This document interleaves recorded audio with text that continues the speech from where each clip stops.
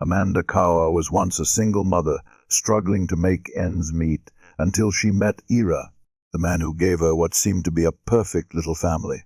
But behind the facade of happiness, Amanda sensed the storm brewing within her husband. Ira seemed to be battling invisible demons, and he began to suspect that Amanda too was hiding secrets of her own. Did these suspicions drive Ira to despair, and ultimately to his own death? Or was his tragic end not just an act of desperation, but one with a helping hand? New Underwood, South Dakota, November 28, 2010. A frantic 911 call came from 27-year-old Amanda Cower. In the call, she tearfully stated that her husband, 26-year-old Ira Cower, had shot himself in the head. When deputies and emergency medical personnel arrived at the scene, they found Amanda waiting outside, looking dazed. She led them down to the basement, where Ira lay motionless.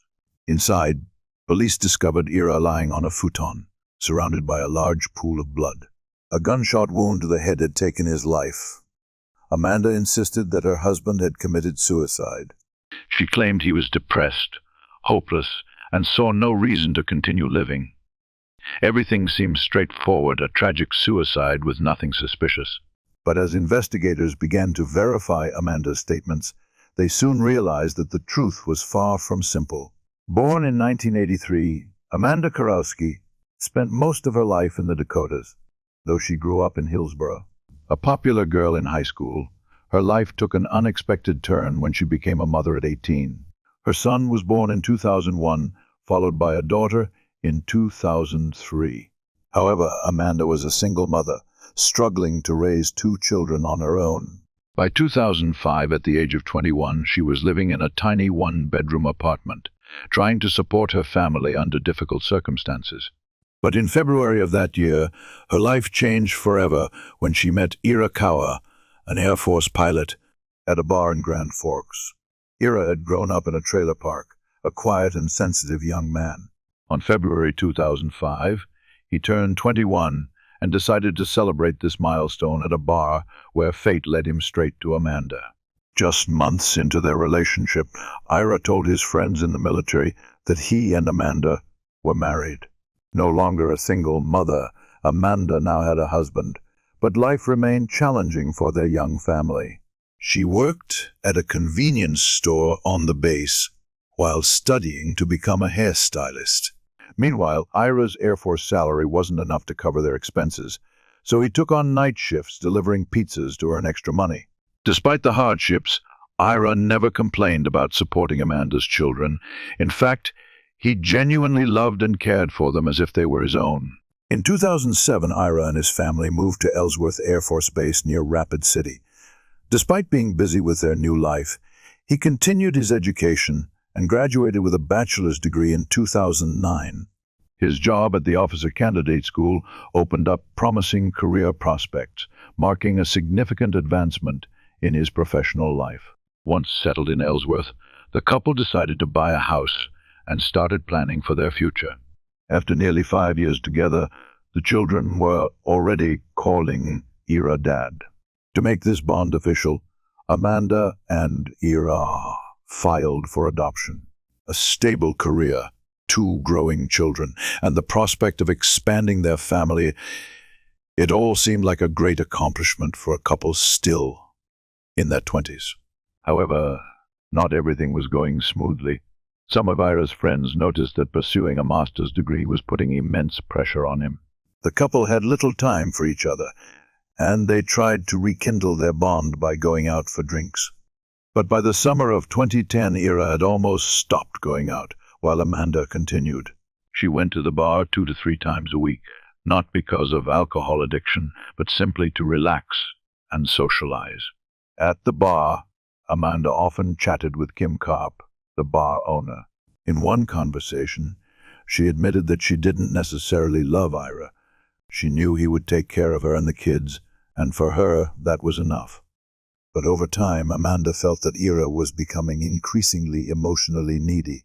According to her, he often cried, seeking comfort, and was becoming more emotionally dependent on her.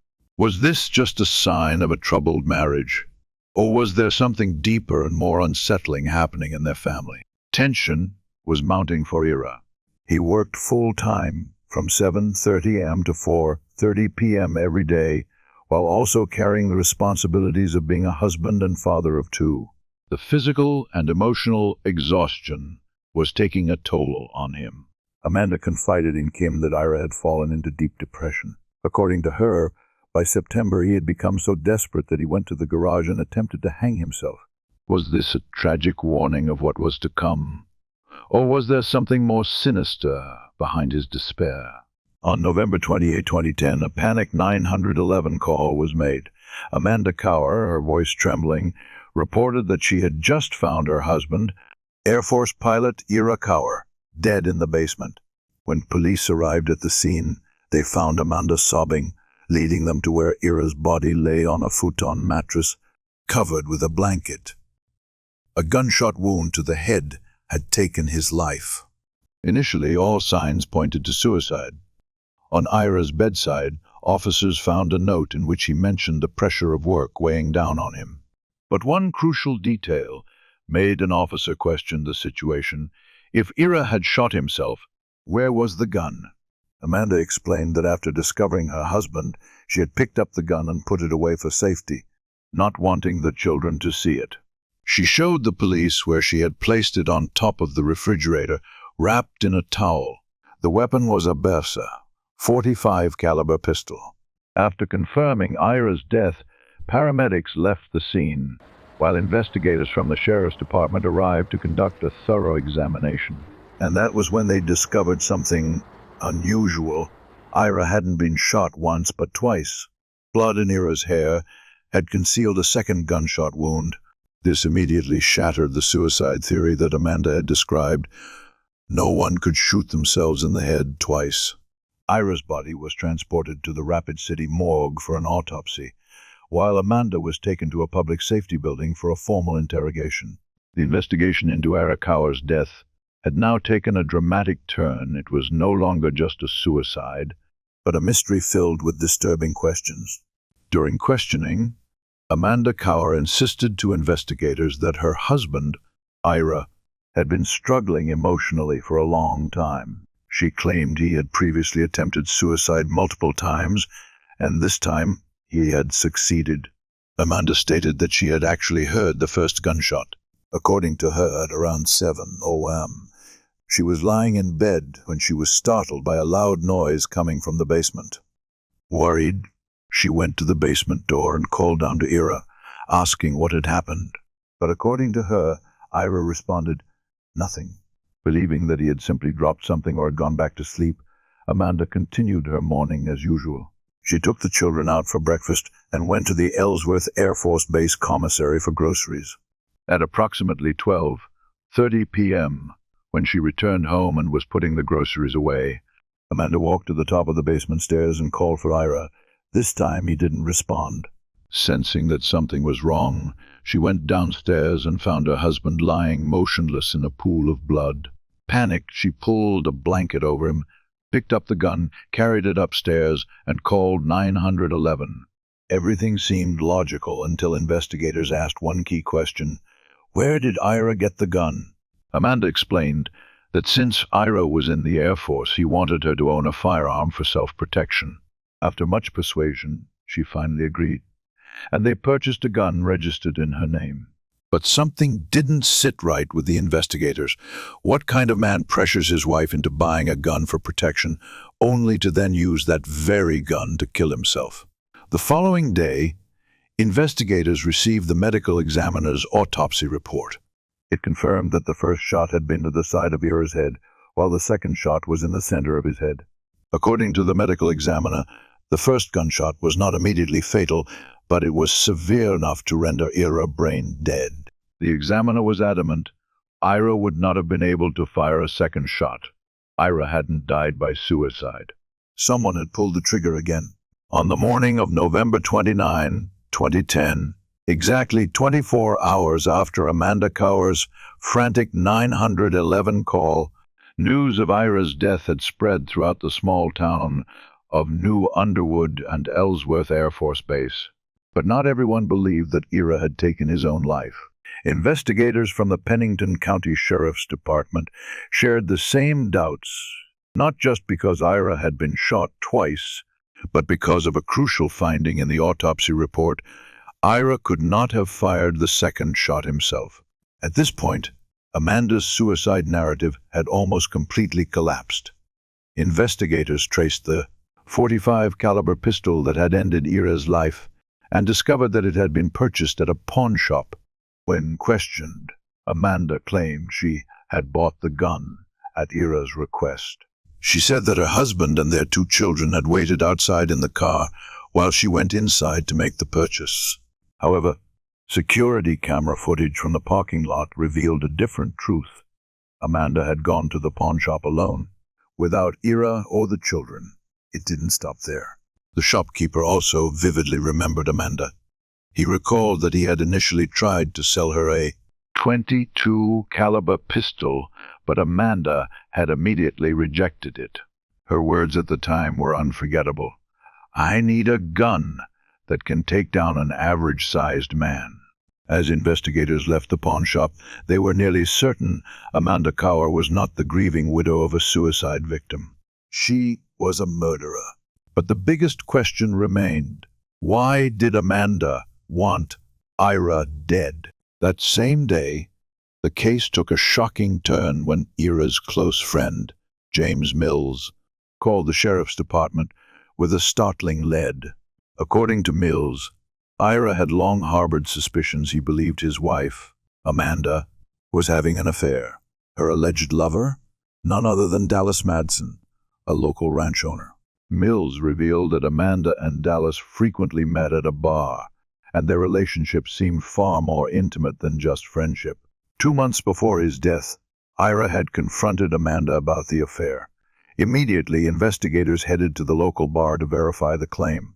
The bar owner confirmed that Ira hadn't just confronted his wife, he had also directly questioned Dallas about his relationship with Amanda. But how had Dallas reacted? Was he just an unfaithful lover, or did he play a bigger role in Ira's death? And most importantly, if Ira had discovered Amanda's infidelity, was that the reason she wanted him gone? 2 days after the shooting, on November 30, the police decided to bring in Dallas Madsen for questioning. At first, Dallas denied all accusations, insisting that he was just a friend of Amanda. But when pressed, he was forced to admit the truth. He and Amanda were romantically involved. However, Dallas firmly maintained that he had nothing to do with Ira's death and had no knowledge of what happened that night. The police set Dallas aside and turned their attention back to Amanda. Immediately after questioning Dallas, investigators confronted Amanda Cower. When they informed her that Dallas had cooperated with authorities, she began to panic. She became flustered, confused, and visibly anxious. Finally, she decided to confess. According to Amanda, Ira had fired the first shot himself. When she came downstairs, he was still alive. As she turned to call 911, Ira stopped her and begged her to end his suffering. The police were immediately skeptical. With his first gunshot wound, Ira wouldn't have been conscious enough to speak, let alone plead for Amanda to kill him. Investigators continued pressing her. When caught in a lie, Amanda quickly changed her story again. This time, she claimed that Ira was holding the gun when she entered the basement. She tried to wrestle it away from him, and during the struggle, the gun accidentally went off. But the police didn't believe her. Ira's wounds didn't match a struggle for the gun. Cornered, Amanda finally admitted the truth. She had murdered her husband. The police immediately arrested Amanda Cower, charging her with first-degree murder. On June 7, 2011, 28-year-old Amanda Cower walked into a South Dakota courtroom to face charges for killing her husband. Since the beginning of the investigation, Amanda had changed her story multiple times. First statement: she claimed she found her husband dead when she returned home. Second statement: she confessed to helping him die after a failed suicide attempt. Third statement: she insisted she accidentally shot Ira while trying to stop him from taking his own life. Final story: she described a struggle for the gun saying that Ira was gravely wounded after the first shot and begged her to end his suffering. She reluctantly fired the second shot, but the police didn't believe any of her stories. Ira's injuries proved he couldn't have pleaded for anything after the first shot. Then came the most damning evidence. Amanda's internet search history revealed a chilling truth. She had researched firearms, comparing different calibers .22.40.45, knowing that a .22 caliber gun wasn't powerful enough to kill someone with a single shot. She specifically chose a .45 caliber pistol, a gun strong enough to ensure an instant, fatal outcome. On the morning of November 28, 2010, while the small town of New Underwood was still enveloped in tranquility, a silent tragedy unfolded in the basement of Amanda Cower's home. Just hours before the shooting, Amanda accessed two websites with chilling content: how to shoot someone in the head for an instant kill. She then walked down to the basement, aimed directly at her husband, Ira Cower, and pulled the trigger. However, the first shot did not kill Ira immediately. Amanda went upstairs as if nothing had happened and continued preparing breakfast for her children. Her plan was clear: wait for Ira to bleed to death while going about her daily routine. But there was one thing Amanda did not anticipate. Ira was still alive when she returned home in the afternoon. Seeing him barely clinging to life, she went back online searching for answers. Why hadn't he died yet? At that moment, Amanda realized the first shot hadn't been fatal enough. Coldly, she walked down to the basement again and fired a second shot, ending Ira's life. To cover up her crime, she staged the scene as a suicide, even planting a mysterious suicide note next to his body. Prosecutors feared that Amanda's fabricated suicide scenario might sway the jury.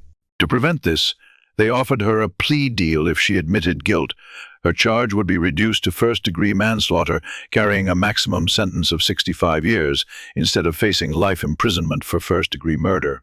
On June 7, 2011, Amanda entered the South Dakota courtroom. Before the judge, she pleaded guilty but still clung to her false narrative, insisting that the first shot was accidental during a struggle. She admitted to firing the second shot, but claimed it was to end her husband's suffering. Prosecutors were frustrated by this half-hearted confession. They approached the judge with an unusual request. If the judge agreed, they were prepared to take her to trial for first-degree murder. On September 19, 2011, the South Dakota courtroom was tenser than ever. After hours of intense arguments, both sides fought to present their strongest cases. But there was a major issue. There wasn't enough concrete evidence to convict Amanda Cower of first-degree murder, meaning it could not be definitively proven that she had premeditated her husband's killing. In the end, the judge issued the verdict. Amanda was sentenced to over 32 years in prison before becoming eligible for parole. While it wasn't the harshest possible sentence, Ira Cower's family and friends felt satisfied. Justice had been served, but was it enough? Letitia Jandro, a bodybuilder with an impressive physique, a successful husband, and then he vanished without a trace. Paul's BMW 5 Series remained parked in the garage, covered in a thin layer of dust, as if it hadn't been used for days. But the growing sense of unease intensified as strange details began to emerge. Why was Christmas wrapping paper taped over the windows in the middle of summer? Why didn't Letitia want to talk about her husband's disappearance? Why was there a strong, persistent odor of decomposition in the house? And who or what was hiding in the closet? The mysteries surrounding Letitia continued to pile up. What was she hiding? And more importantly, where was Paul Jandro, Moyock, North Carolina, June 30, 2010? It was supposed to be just an ordinary Wednesday morning. But for Safety Inspector Dennis Carter, that day was anything but normal. For the first time in nearly 2 years, his colleague Paul Jandro did not show up for work. Paul was always punctual. He had never missed a day. But that morning, his phone went unanswered, and his messages were ignored. A sense of unease grew among Carter and his coworkers. They decided to report the matter to the authorities. The next morning, a deputy sheriff was dispatched to Jandro's home for a welfare check. Upon arrival, she found Paul's truck parked outside, but there was no sign of him. She knocked on the door, called his name, but the house remained eerily silent. Concern deepened when Paul's colleagues suggested calling his wife, Letitia Jandro, an employee at a defense contracting firm. However, when the police contacted Letitia at Blackwater, she simply stated that she hadn't seen her husband that day and had no idea where he was. Things took an even stranger turn when, shortly after that phone call, Letitia, the 37-year-old wife, also vanished without a trace. A husband and wife disappearing within the same time frame, no clues, no explanations. Although she was once an outstanding high school athlete, Letitia Jandro never attended college. The former track and field star had gone through 2 failed marriages before meeting Paul Jandro in the summer of 2002. At the time, Paul, 42 years old, was preparing to leave the Navy after more than 20 years of service. He retired with the rank of commander and quickly started a new career at a defense contracting firm in Norfolk. But Paul was not a typical retiree. With his extensive experience, he adapted easily to his new life. The first time he met Letitia, he was immediately drawn to her. At 29, she had a toned, muscular physique and an energetic presence. In fact, Letitia was even stronger than Paul. They quickly became workout partners, and within weeks, their relationship evolved beyond just training together. Less than a year later, on June 28, 2003, Letitia and Paul officially married, marking the beginning of a new chapter in both their lives. Letitia always exuded toughness, while Paul was friendly and approachable. When meeting Letitia for the first time, she barely interacted with anyone, reserved, distant. In contrast, Paul was cheerful and easygoing. Despite their contrasting personalities, they stayed together. Paul had a stable income at Bay, and Letitia also transitioned into the defense industry, joining a private training facility operated by Blackwater USA, one of the largest military contractors in the country. Their life seemed to be going smoothly, stable careers, a promising future. But then, tragedy struck, one that would test their marriage in ways no one could have foreseen. In 2006, after a long struggle with infertility, Paul and Letitia finally received good news. But their happiness was quickly overshadowed by tragedy. In July, Letitia went into premature labor. The twins could not be born healthy. One baby did not survive before birth, and the other lived for only 42 seconds. The immense pain devastated Letitia. She fell into deep despair and developed post-traumatic stress disorder, PTSD, from the loss of her children. To cope with the grief, Letitia threw herself into training, doubling her hours at the gym. She immersed herself in female bodybuilding competitions and won, channeling her pain into a relentless drive to push herself beyond her limits. Paul was proud of his wife's achievements.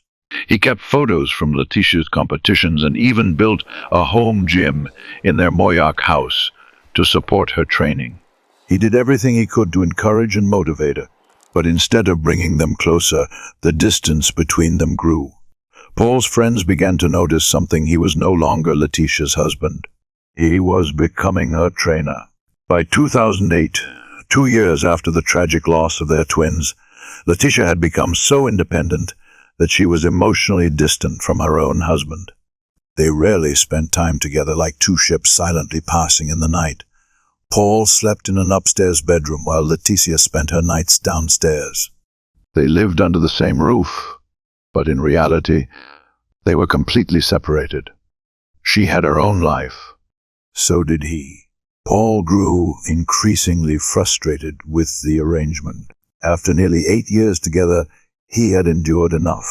Perhaps he wanted to leave. Perhaps he was ready to move on. But the question was, would he ever get the chance? Because just days later, Paul vanished, and Letitia began acting strangely. There was Christmas wrapping paper taped over the windows despite it being July. She refused to talk about her husband's disappearance, and a putrid smell of decomposition began creeping through the house. Even so, she agreed to take time off work and return home to meet with the police. When Letitia arrived at the house, she and the female deputy entered together. The house was a mess. There was no sign of Paul. From the moment his disappearance was reported, Paul's colleagues and neighbors felt that something was wrong. Two of his co-workers decided to drive to his house to check on him. As they pulled into the driveway, a bizarre sight unfolded before them. All the windows were covered with Christmas wrapping paper in the middle of summer. Inside, they found Letitia standing in the dark. The lights were off. Every window was sealed shut. But the strangeness didn't end there. Letitia was wearing a cloak, pulled up to cover most of her face. Dennis, one of Paul's co-workers, stared at her and asked bluntly, "Have you seen Paul?" "Yes," Letitia replied, but Dennis didn't believe her. He met her gaze, his eyes sharp. "I don't believe you." The accusation made Letitia furious. The atmosphere became unbearably tense. The Christmas wrapping paper on the windows, Letitia's reaction, the vague accusations about Paul. Everything felt terribly, horribly wrong. Dennis and his colleague quickly left the Jandro home. And as soon as they stepped outside, the door slammed shut behind them. However, Dennis didn't go straight home. His instincts told him something wasn't right. So he spent time talking to Paul's neighbors, hoping to uncover some clue. The next day, on July Honest, Paul's co-worker, Kyle Cheatwood, along with another employee from Bay Systems, decided to drive down to his house for another check. When they arrived, Paul's truck was still parked out front. But what caught their attention was the person unloading items from the truck. It wasn't Paul. It was Letitia. What was she doing with her husband's truck? And why did her every action radiate an air of secrecy? Kyle immediately contacted the authorities. When the police arrived, Letitia seemed irritated. She claimed she was just cleaning up. When asked about the furniture, she gave a curt response, "There's nothing." She even allowed the detectives to check the trunk of her car, as if she wanted to prove she wasn't hiding anything. But soon after, her demeanor shifted, agitated, snapping at anyone who mentioned Paul. Once again, authorities found no trace of Paul, no evidence of a struggle, nothing suspicious. But there was one thing they knew for sure: Paul hadn't simply run off with another woman. The investigation team decided to call Paul's cell phone, hoping it would lead them closer to the truth. And then a crucial signal appeared. Paul's phone was still on, and it was pinging off cell towers in Elizabeth City. The search for Paul Jandro grew more intense. As soon as investigators detected a trace of his presence, they immediately drove to Elizabeth City, scouring every hotel in hopes of finding a lead. Had Paul simply grown tired of his marriage and left for a few days? Or was something far more sinister at play? Armed with a copy of Paul's driver's license photo, they approached hotel staff one by one, asking if anyone had seen him. Some employees vaguely recalled seeing a white man in his 50s who resembled Paul. When they arrived at the Hampton Inn, they found key witnesses. Several staff members confirmed they had seen Paul the previous night. They were so close to the missing man, or at least they thought they were. Paul's co-workers continued to call his phone, but there was no answer. Then, more than 24 hours after he had vanished, the phone was finally picked up. But it wasn't Paul on the other end. Instead, the voice of a construction worker came through. He said he had found the phone in perfect condition, undamaged, almost as if someone had deliberately placed it there. That same day, Letitia unexpectedly reached out to investigators. But she wasn't calling to ask about her husband. She had only one question: did the police come to my house today? Authorities arranged to meet with Letitia later that day. But when they arrived at the scheduled time, she was gone. On the door of her house, they found only a small note that read, "I went out for a walk." They searched everywhere, but Letitia was nowhere to be found.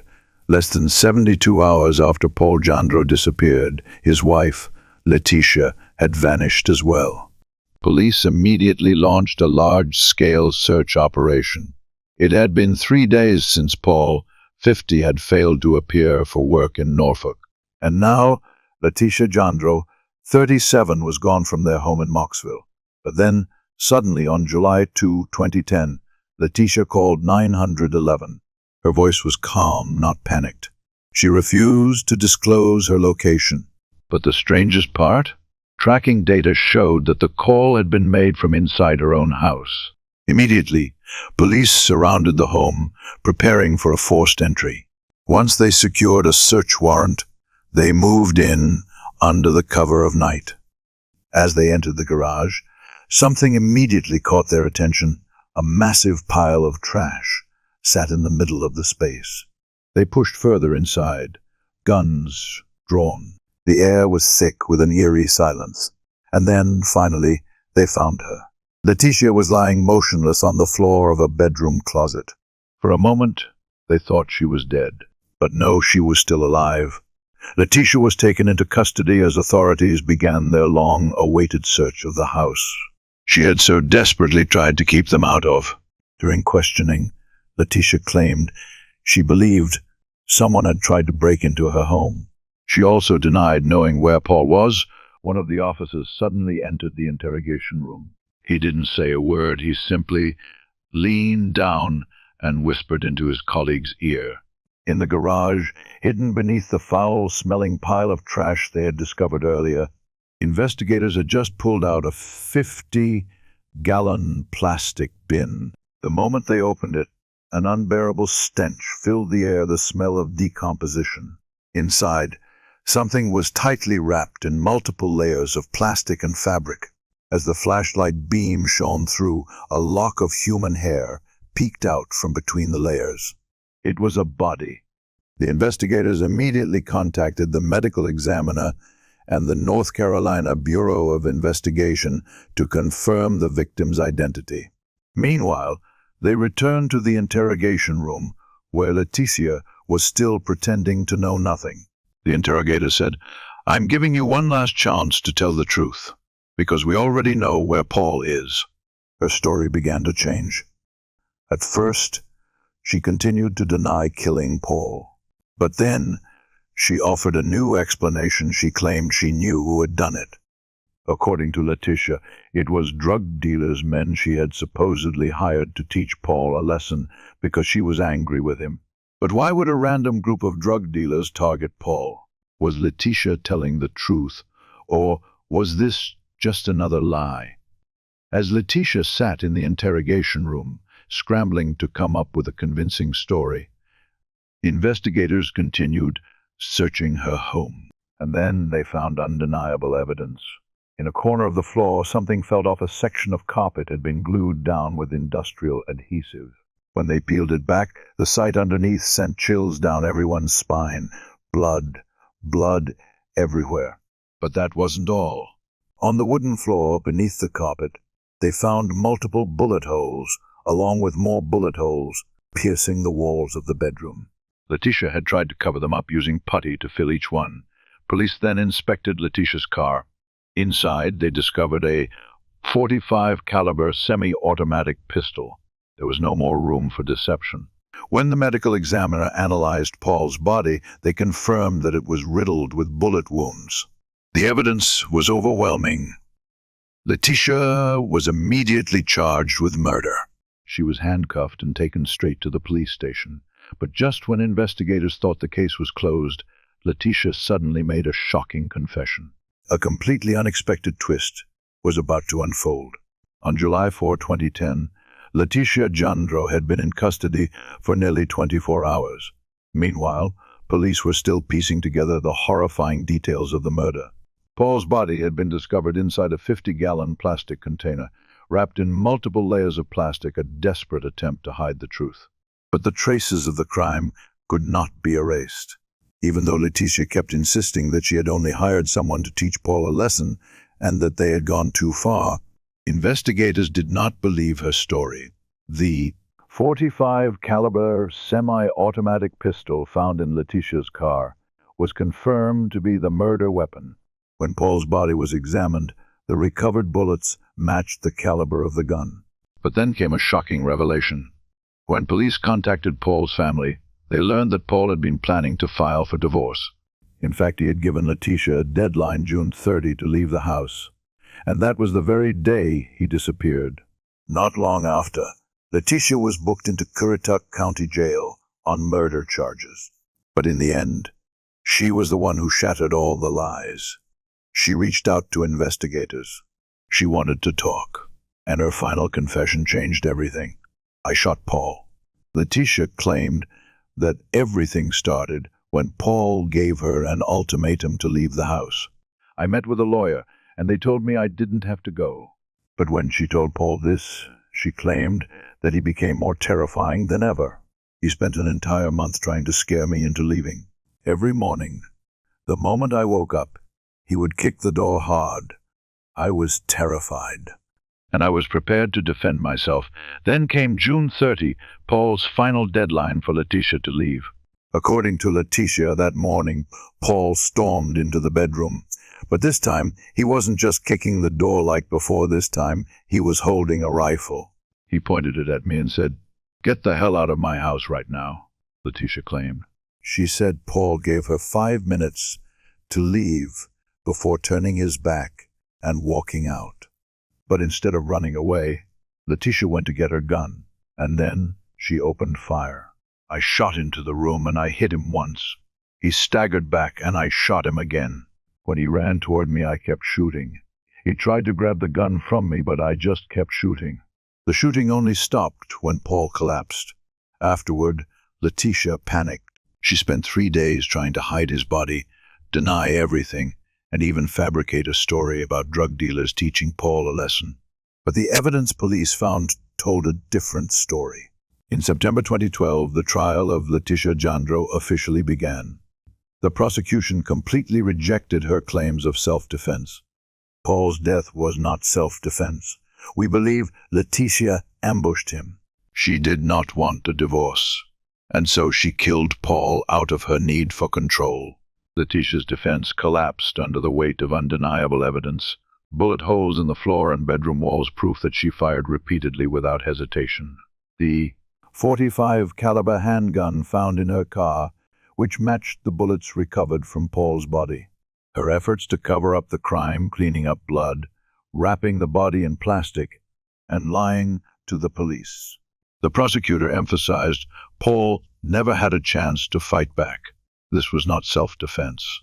This was a deliberate murder. On September 28, 2012, the North Carolina courtroom was packed. Paul Jandro's family, friends, and colleagues were all there, holding their breath as they waited for the verdict. After months of legal battles, Letitia Jandro's fate now rested in the hands of the jury. Authorities believed they had an airtight case. Backed by overwhelming evidence, Paul's body was found inside Letitia's home, wrapped in multiple layers of plastic and stuffed inside a 50-gallon tote. The bullet holes in the floor and walls suggested a premeditated murder.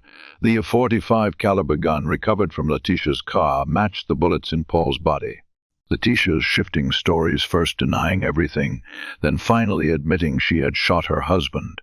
The prosecution firmly rejected Letitia's self-defense claim, stating this was not self-defense.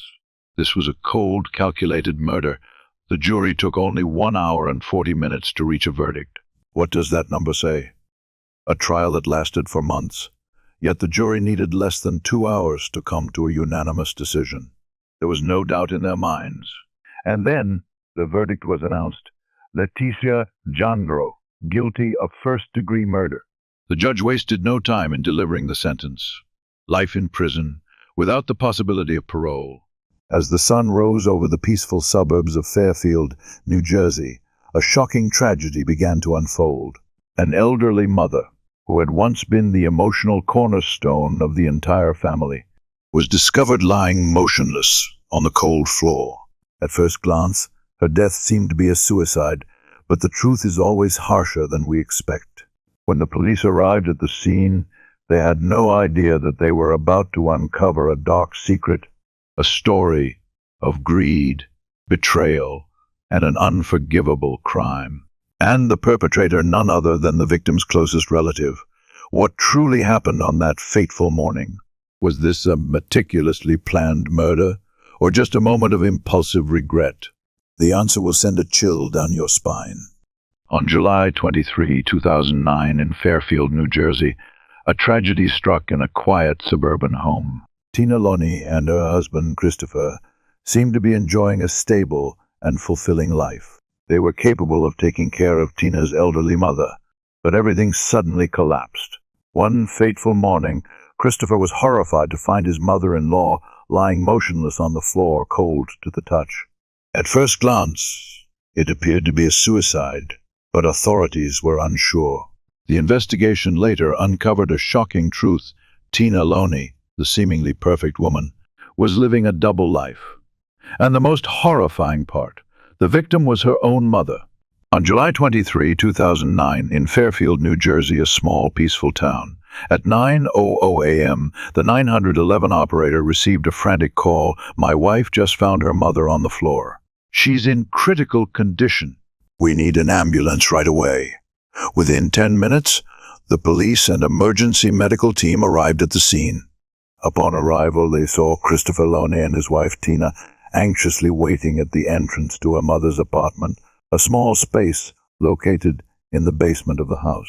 Tina, with red eyes and sobbing, told the police that she had found 81-year-old Marie Zotti lying motionless on the floor.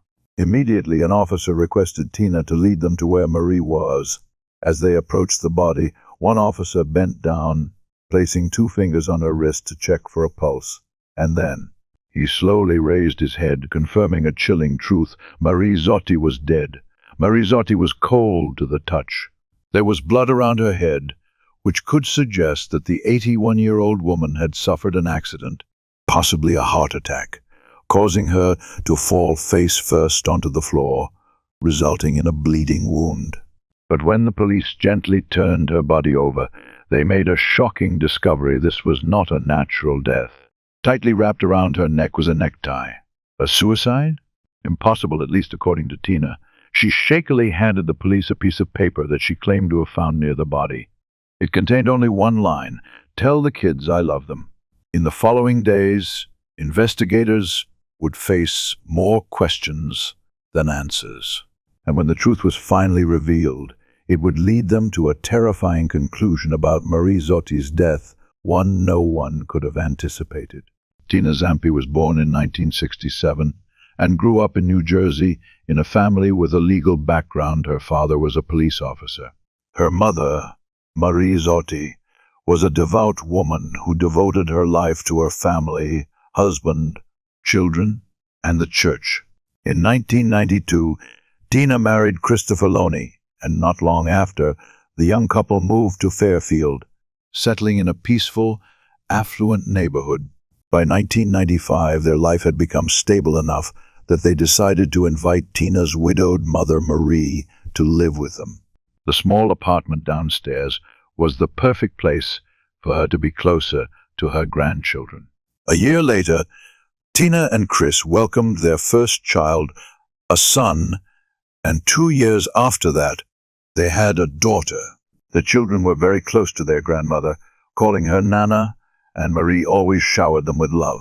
Not only that, but she played an important role in Tina's life, a relationship that seemed incredibly close and perfect. After years of nurturing, their family decided to take a long-awaited vacation along with friends from the neighborhood to Outer Banks. On July 22, 2009, Tina happily made the final payment for the trip, but they would never set foot in Outer Banks that summer. Less than 24 hours later, Christopher called the police to report a shocking piece of news. "My wife just found her mother, dead." At first, it seemed like a suicide, but as investigators got involved, they began uncovering a dark secret, one that could completely shatter the image of this seemingly perfect family. On the morning of July 23, 2009, Tina Loney, 41 years old, called her husband Christopher in a state of panic. Her voice was trembling as she announced, "My mom, she's committed suicide." Hearing this, Christopher rushed out of work and drove home to Fairfield, New Jersey. When he arrived, he found his mother-in-law, Marie Zotti, 81 years old, lying motionless on the floor of the basement apartment. The sight left him stunned. This can't be. He immediately called 911 and urgently requested an ambulance. But when the police arrived at the scene, things started to get strange. Tina insisted that it was a suicide, and even handed over a suicide note which she said she found near her mother's body. But what puzzled the police was the manner in which Marie died. A men's tie was tightly wrapped around her neck. There were no signs of hanging or external force. This does not fit the profile of a typical suicide. If Marie had truly taken her own life, why were there no signs of hanging? The police began to suspect that this was a murder. But who would want to kill an 81-year-old woman? A robbery? Impossible. As they searched the scene, they noticed no signs of forced entry. The front door wasn't broken, the lock was intact, and nothing was missing. So, if this wasn't a robbery, what was the real motive behind the killing? In hopes of finding a clue, the police focused on the only lead they had, Tina and Christopher Loney. Immediately, the couple was called into the Fairfield Police Department for questioning. In the interrogation video, Tina tried to stay calm as she recounted what happened. I walked around the house, looked through the window, and I saw my mom lying face down on the floor. At that point, I thought she might have fallen off the chair or something. I panicked. I ran around the house, found an unlocked window, and climbed in. When she entered her mother's apartment, Tina found that her mother had a broken hip. But what was even more shocking was the tie wrapped around her neck. At that moment, instead of calling 911 immediately, Tina called her husband first, which made the police suspicious. Why would she do that? Tina explained in a confusing manner. I think when a loved one passes, you should notify the family first. But when asked about her mother's supposed suicide, Tina couldn't provide a clear answer. She only recalled a strange conversation they had a few weeks before. My mom told the kids, "You don't need me. You won't remember me." The words seemed to have a negative implication, but it wasn't enough to conclude that Marie had wanted to take her own life. Then the police asked an important question. The tie wrapped around her mother's neck. Whose was it? Tina hesitated for a moment before answering. It's my husband's. A shock. Why would an 81-year-old woman commit suicide with her son-in-law's tie? This raised further suspicions that there was something suspicious about the death of Marie Zotti. The case slowly unfolds. The mystery of the tie. Could Christopher be involved in his mother-in-law's death? When the police interrogated Christopher, his testimony completely matched what Tina had said. He confirmed, "I don't know what happened before my wife called. When I got there, my mother-in-law was dead, and Tina had covered her up. All I know is what my wife told me." But the investigators weren't easily convinced. When the autopsy results were released, everything became clearer. Marie Zotti did not commit suicide. She was murdered. The examination showed that the cause of death was strangulation. She couldn't have suffocated herself with the tie, and there were no signs of hanging. Someone had strangled her to death. Her broken ribs indicated a struggle or violence, and the time of death was one day before Tina reported it to the police. What does that mean? Marie Zotti had been dead since Wednesday morning, yet Tina and Christopher went about their day, apparently unaware that a dead body was downstairs? That seemed implausible. New clues. The Loney family's secret. The police began to investigate the Loney family's life in more detail. They uncovered a shocking truth. The electricity had been cut off for months due to unpaid bills. Marie was being sued for credit card debt. The house was facing foreclosure, and the family was in a severe financial crisis. Could Marie's death be related to financial issues? Tina Loney disappears. A shocking twist on Friday afternoon. Just as the police were preparing to summon Tina for a second round of questioning, Christopher walked into the police station with a shocking announcement. "My wife is missing." What was going on? Tina had disappeared just as the police were about to question her again. Soon, investigators would pressure Tina to face the truth, and she would reveal a shocking secret. July 24, 2009, more than 24 hours since Tina and Christopher reported Marie Zotti's death to the police. Initially, everything seemed like a suicide. Tina testified. She found her mother dead in the basement, and then called her husband, Christopher. He was working, and after receiving the news, he rushed home and called the police. But the investigators had an important task. Was this a murder or truly a suicide? The autopsy results provided the answer. Marie did not commit suicide. She was murdered. And the suicide note no longer made sense. Before the police could interrogate Tina again, something unexpected happened. Christopher walked into the police station and reported, "My wife is missing." Tina had disappeared just when the investigation was about to make a breakthrough. What was she running from? Soon, the investigators would follow the trail to uncover the horrifying truth behind this case. Morning of July 24, 2009, Tina Loney suddenly disappears. Christopher's testimony. The whole family had spent the night at his sister's house, and no one slept well after the tragedy. Tina looked distressed, anxious, and almost in shock. At 6 a.m., both of them woke up. At 6:15 a.m., Tina said she wanted to go shopping. Christopher offered to go with her, but she firmly refused. After that, Tina disappeared without a trace. Christopher, worried, called a friend and spent hours driving around town looking for her. There was no sign of Tina, and fearing she might do something reckless, Christopher decided to call the police. But the investigators had another theory. If Tina was the murderer, was Christopher hiding the truth for her? If Christopher were the killer, had he done something to Tina as well? Interrogation room. Christopher investigated. He was questioned about the family's life, particularly the financial problems. The police discovered that Christopher had no idea about the massive debt Tina had pushed the family into. He was shocked to learn that they were going bankrupt. Shocking statement from the police. Tina Loney is now the primary suspect in the murder of her mother. But why would she kill her own mother? Does the family's financial crisis have anything to do with this case? The most important thing right now is to find Tina before it's too late. The search for Tina was unsuccessful, but an important clue emerged. Where did Tina go after she disappeared? She walked to a store, then took a bus to Atlantic City. But instead of mourning her mother's death, Tina took a shocking action. Less than 24 hours after her mother's murder, Tina appeared at the Trump Marina Casino. Security cameras recorded her playing slot machines on the boardwalk. The police followed the trail, but when they arrived, Tina had disappeared. The trail grew cold. However, Fairfield police received an emergency 911 call. Could this be the breakthrough to uncover the truth? Why did Tina go to the casino? Where did the family's money go? The truth was about to be revealed. On July 27, 2009, an emergency call from a citizen walking his dog helped police find Tina Loney.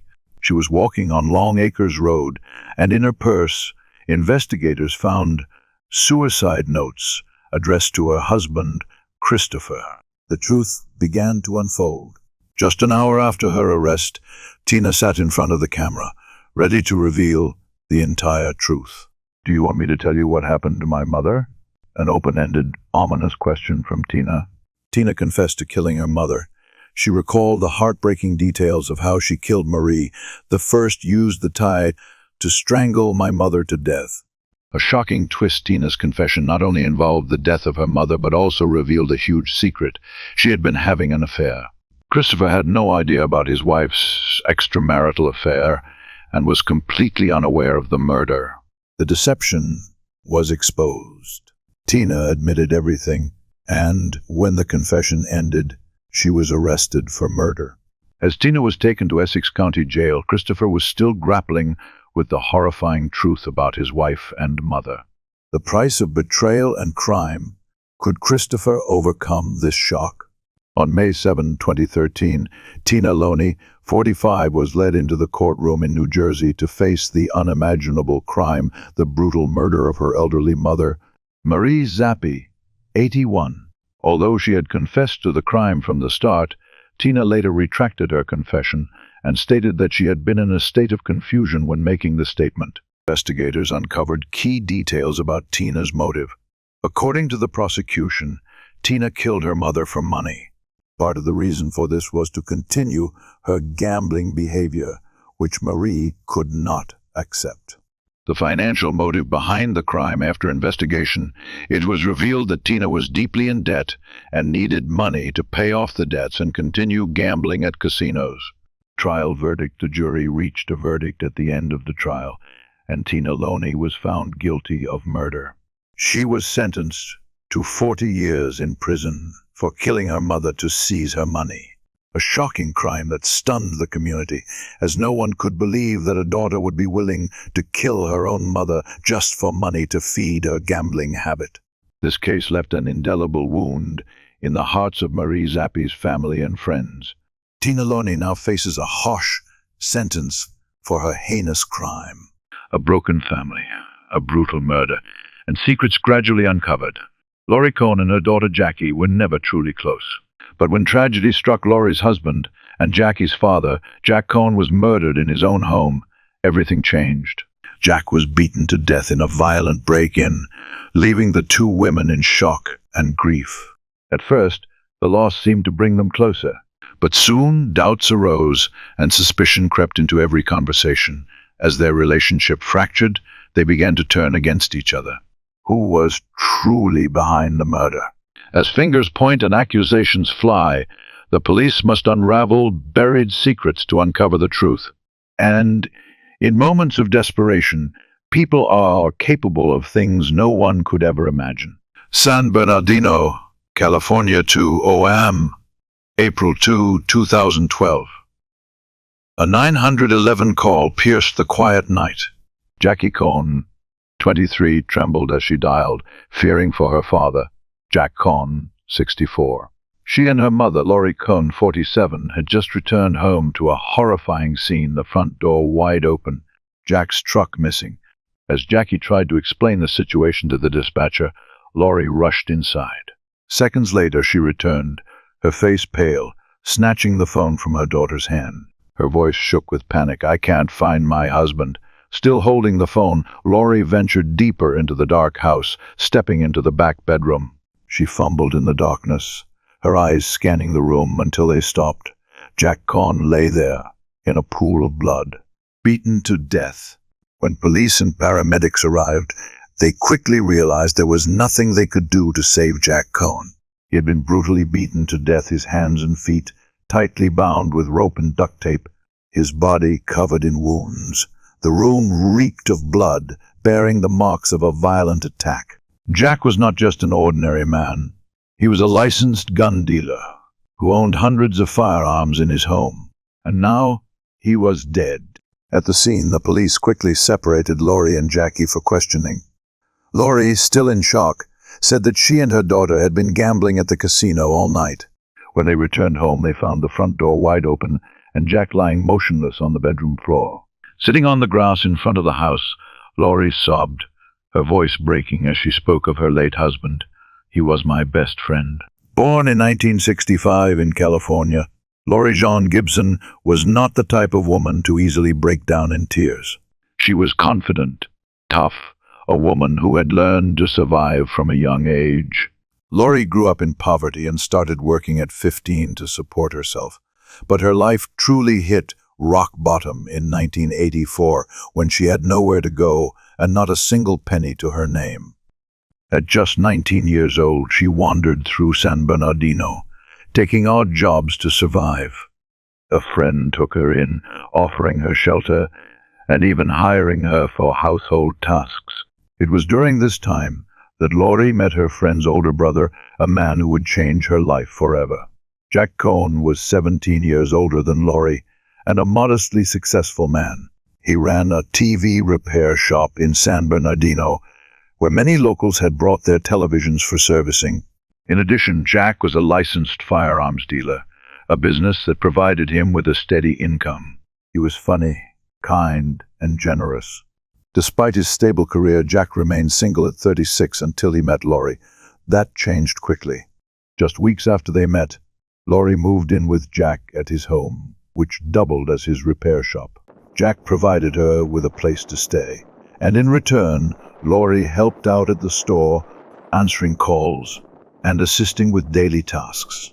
What began as an employer-employee relationship soon turned into something more.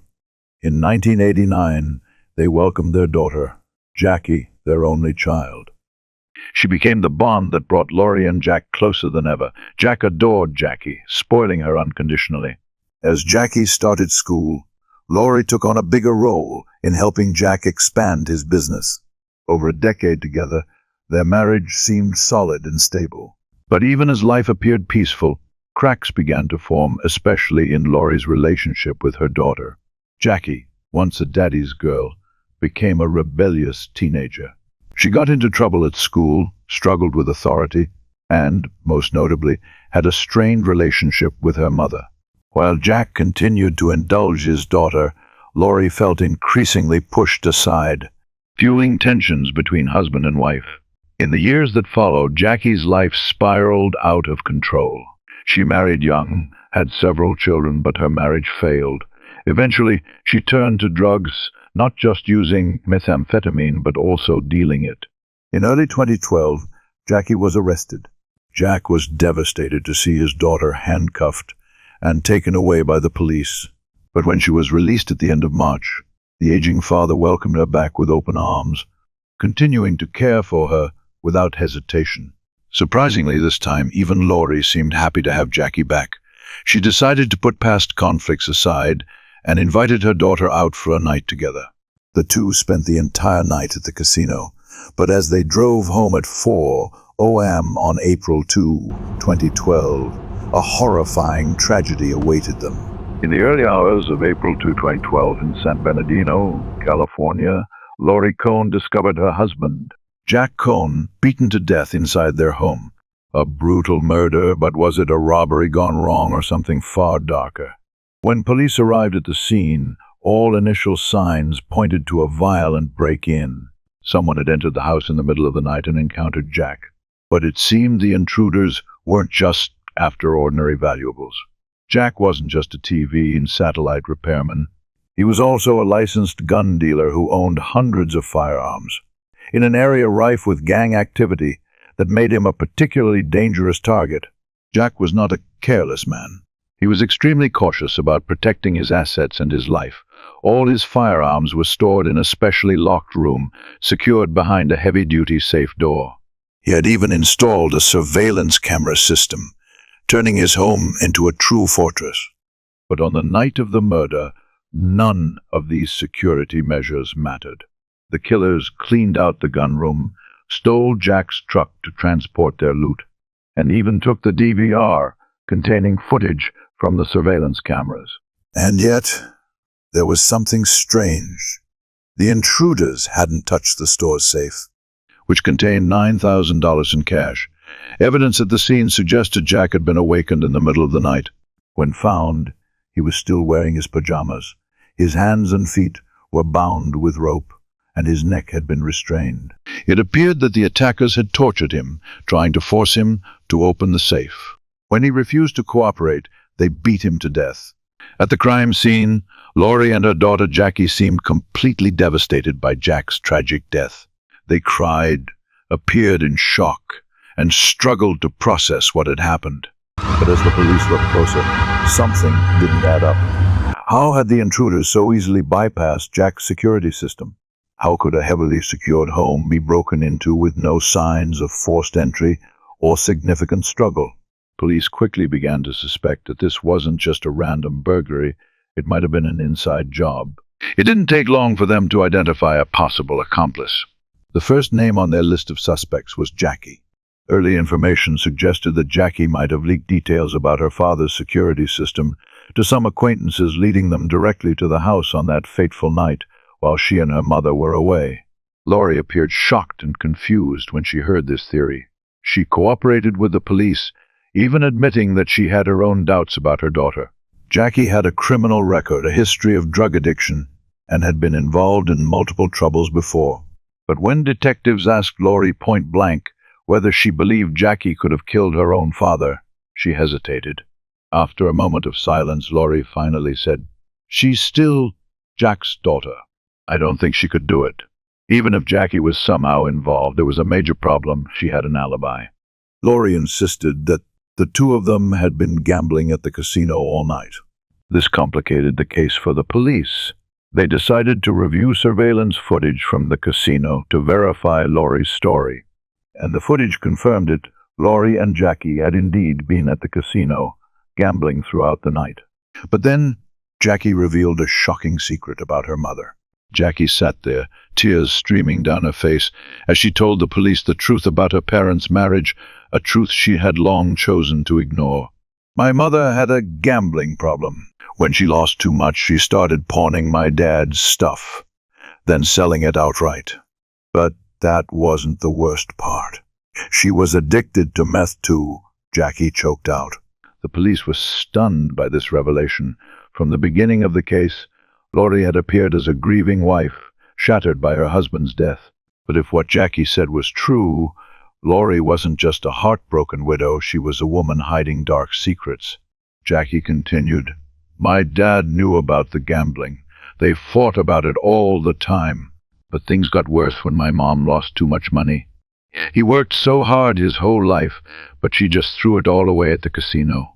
The fights got worse, and I think she wanted to get rid of him." The officers listened intently as the pieces of the case started to come together. Could Laurie have been behind Jack's murder? Had she arranged for someone to kill him to cover up her debts and addiction? Jackie had just exposed a completely different narrative, one that could turn Laurie from a witness into a suspect. She recalled a moment that now sent chills down her spine, seeing the name Shauna Bayliss appear on her mother's phone screen, a name tied to a world of crime and drugs. "Shauna called my mom and asked about Jack's keys," Jackie said, her voice trembling. The police immediately understood the significance of this detail. If Shauna had called Laurie to ask about the keys, it was highly likely that Laurie had given them access to Jack's house. And if that was true, this wasn't a random burglary, it was a planned robbery with Laurie's involvement. Jackie went on, "My mom got involved with those people after my dad kicked her out. She had no money, nowhere to go, and they gave her a place to stay in exchange for drugs." The police started piecing the timeline together. Jack had finally had enough and kicked Laurie out of the house. Homeless and desperate, Laurie fell in with criminals and addicts. Over time, she became entangled with them. When Jackie was released from jail, Laurie wanted to mend their relationship, so she took her daughter out for the night on the same night Jack was murdered. But on their way home, Laurie received a call from Shauna, a woman connected to dangerous criminals. If Jackie was telling the truth, Jack's murder wasn't an accident. It was a carefully planned crime. The only question that remained, was Laurie just a pawn in this scheme, or had she orchestrated the entire plan to have her husband killed? On April 4, 2012, more than 48 hours after she called 911 and reported that Jack was dead, police arrested Laurie Cohn for conspiracy to commit murder. That same day, officers knocked on the door of Shauna Bayliss. Just as investigators were handcuffing Shauna, an unidentified man bolted from the back of her house and jumped into a swimming pool. Police pulled him out and identified him as a criminal named Gary Gallion. Once in custody, Gary refused to speak, but Shauna did. She gave up names, revealed key details, and started with a confession, openly admitting her involvement. Shauna stated that Laurie was furious and devastated after Jack kicked her out of the house. That's when she and Gary began plotting the robbery. Shauna also claimed that Laurie had told Gary exactly how to disable Jack's security system. "The first thing you do when you get inside that room is take the DVR," Laurie allegedly instructed. On the night of April 1, Laurie went to a casino to establish an alibi. She was there with her daughter, while Shauna drove Gary to Jack's store. Gary was supposed to steal Jack's truck for his getaway, but the plan hit a snag. Frustrated, he called Shauna and said, "Hey, the gate is locked." Shauna then called Laurie and asked which of Jack's many keys would open the gate. "The green one," Laurie replied. According to Shauna, not long after, Gary arrived at her house with Jack's stolen truck, Loaded with stolen goods, TVs, rifles, and more. It was only then, Shauna claimed, that Gary told her Jack had been murdered. On February 26, 2013, at the San Bernardino County Court, Laurie Cohn and Gary Gallion officially stood trial for murder. Both were charged with the killing of Jack Cohn, Laurie's husband, in April of the previous year. Prosecutors argued that Laurie harbored deep resentment after being thrown out of the house, which ultimately drove her to plan her husband's murder. The third accomplice in the conspiracy, Shauna Bayless, pleaded guilty and cooperated with the authorities. She testified that Laurie had approached her for help in finding someone to carry out the burglary, and that person was none other than Gary Gallion. During the 9 months Laurie was in custody awaiting trial, she changed so drastically that friends and former neighbors barely recognized her. She had lost significant weight and appeared gaunt and pale. The most shocking testimony came from Laurie's daughter, Jackie. Standing before the jury, Jackie recounted how her mother was a compulsive gambler, drowning in debt, and had been kicked out of the house just months before Jack was murdered. Prosecutors argued that this was the breaking point that led Laurie to hatch her deadly plan. Shauna also testified in court, detailing Laurie's involvement from recruiting Gary for the burglary to instructing him on how to bypass Jack's security system. According to Shauna, Laurie made it clear that the first priority was to seize the DVR, ensuring no evidence was left behind. However, Gary made a critical mistake. He hid the DVR in a trash bin near a liquor store in San Bernardino. Police later found it completely intact. Though the footage did not capture Jack's murder, it clearly showed Gary breaking into Jack's gunroom. This meant he had not covered his face or attempted to conceal his identity. And if there were still any doubts about Laurie's motive, another witness stepped forward, Charles Duke. Charles testified that months before Jack's murder, Laurie had directly approached him with a murder-for-hire proposal, offering several $1,000s. His testimony was the final puzzle piece, completing the picture of a meticulously planned crime, not just a random burglary gone wrong. As the trial reached its decisive phase, Gary Gallion stood up, hoping to turn the tide in his favor. He desperately tried to deny all accusations, insisting that he had no involvement in the crime. However, prosecutors swiftly dismantled his lies. They presented a series of undeniable evidence from Shauna Bale's testimony and the recovered DVR footage to Charles Duke's incriminating statement. Everything pointed to the same conclusion. Gary was the one who carried out the break-in and murdered Jack Cohn, all according to Laurie's plan. After hours of intense deliberation, the jury finally reached a verdict. They declared that Laurie Cohn had hired Gary Gallion not just to rob, but to kill her husband, all to fund her insatiable gambling addiction. Given the ruthless nature of their crimes, the harshest sentence was handed down: life imprisonment without the possibility of parole. Laurie Cohn and Gary Gallion would never walk free again. As the courtroom doors closed, the case that had shocked many came to an end. But in its place, a permanent sentence was sealed, one that ensured those who had killed out of greed would never see the outside world again.